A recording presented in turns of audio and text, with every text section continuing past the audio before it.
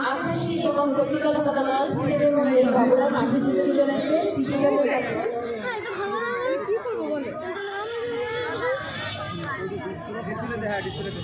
এরপর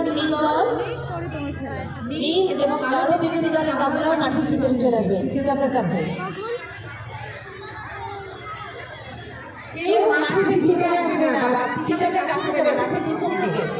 মাঠের পিছন থেকে টিচারদের কাছে যাবে। দেখো পশ্চিম দিকে একটা গেট আছে, পশ্চিম দিকে একটা গেট আছে।